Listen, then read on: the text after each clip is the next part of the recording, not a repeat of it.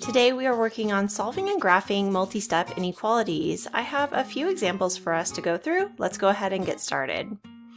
All right, in our first problem we have this inequality here. It definitely has a lot of steps to it.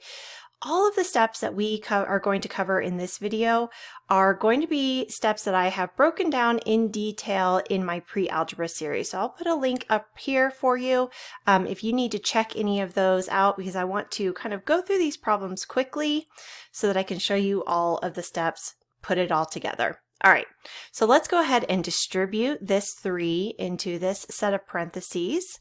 That's going to give us 3x plus 15 plus 5. Now we're just going to drop everything else down.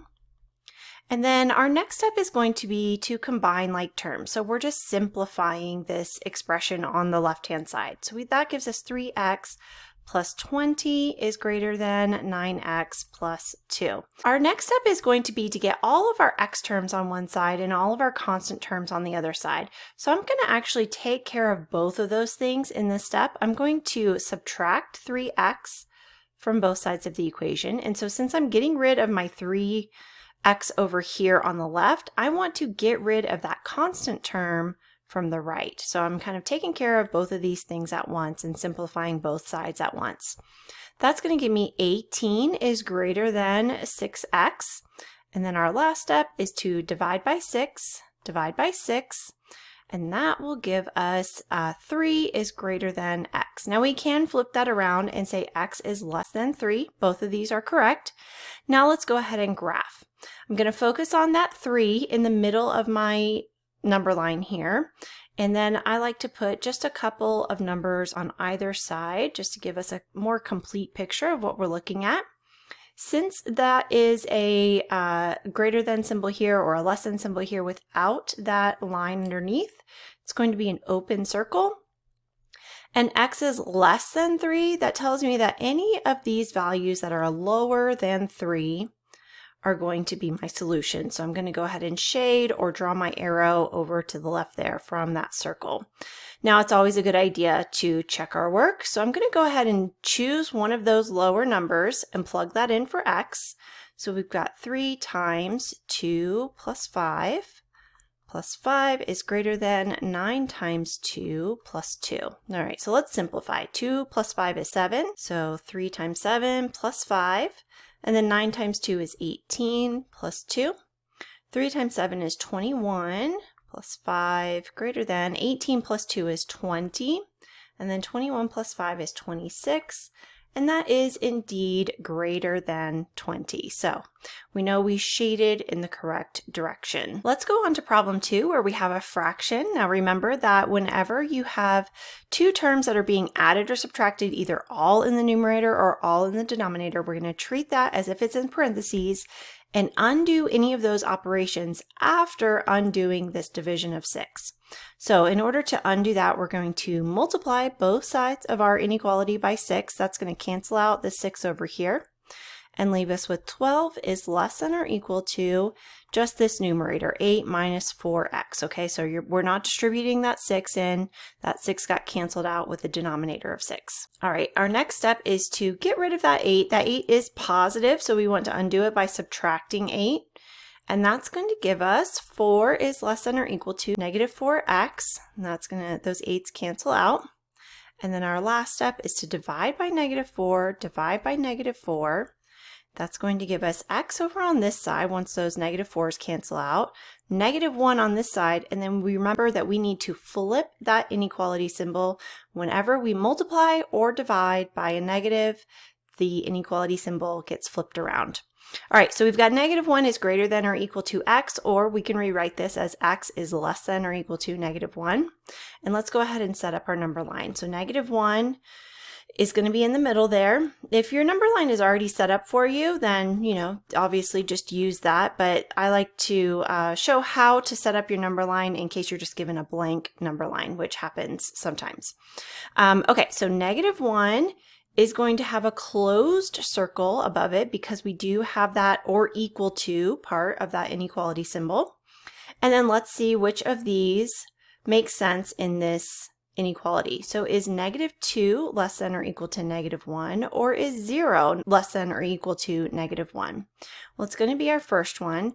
So that means that our line or our shading is going to go to the left over that -2 to include that -2. Okay, and then I did want to just show how to check our work without taking the time to go through all of our steps. You're welcome to pause the video and check out my work here, but I plugged in that -2 for x, and we do get an inequality where 2 is less than or equal to 2 2/3. Okay, in number 3, we've got this inequality, which looks pretty complex. There's a lot going on here, and I do see a fraction. So whenever I see fractions in either inequalities or equations, I want to ask myself, how do I want to handle this fraction? Do I want to just get rid of it at the beginning by clearing my fractions? Or sometimes when you distribute that fraction into your parentheses, it will actually take care of itself. So when I look at this, if I were to multiply that -1/2 times x and times 5, those numbers that I'm going to multiply it by, the 1 and the 5, are not going to do anything to get rid of that fraction. So what I want to do is go ahead and clear this fraction by multiplying each term by 2. Now, when I'm multiplying by 2 on these with parentheses, this whole thing is one quantity. That is one term. -2 is being multiplied times that quantity of x plus 5 in those parentheses. Same thing with the 6. So watch what happens when we clear that fraction by multiplying by 2. So we get 20 from 2 times 10. And then this 2 is going to cancel out with this 2. It's not going to distribute into these parentheses. It's not going to become 2x or 10. This 2 is taken up by this 1/2. Those two cancel out right there. So we're left with -1, or just minus x plus 5. Okay, and then over on this side, my 2 is going to multiply with the 6, but not with these things that are inside the parentheses. By multiplying it times the 6 that is outside that parentheses, it is then going to get multiplied into that set of parentheses once we get to the distributive property. So this gives me 12 and then -x plus 4. All right, now let's go ahead and do that distributive property. We've got this negative. We're treating this as a -1 that we're distributing through, and then we also are distributing the 12 into that other set of parentheses. So we get 20 minus x minus 5 is greater than or equal to, -12x plus 48. All right, let's combine some like terms. We do have two constant terms over here on the left. So 20 minus 5 gives us 15. We're going to drop down that minus x, then just rewriting everything else that we haven't used yet. All right, just like in one of the previous problems, we have an x term on each side and we have a constant term on each side. So what makes the most sense to me is to add 12x to both sides so that I wind up with positive terms.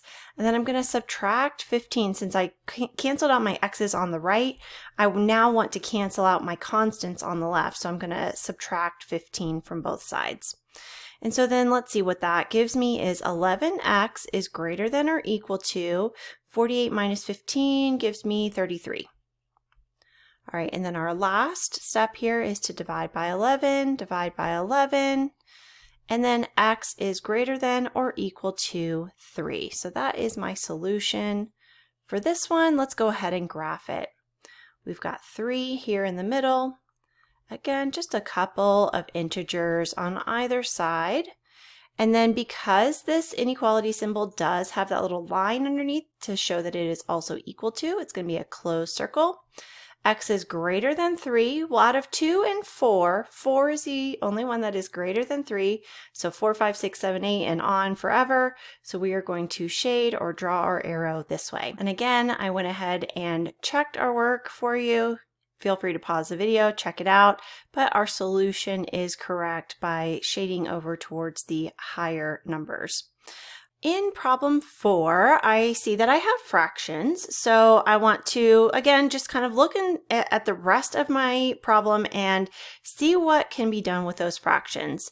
When I look at what I would multiply by inside the parentheses, if I were to go ahead and distribute that 3/4, that 4 in the denominator is going to cancel out with both of these terms. So I think distribution is the way to go, at least for this part. On this one, the same thing actually. If that 5 is going to cancel out with the 5 coefficient and the 10.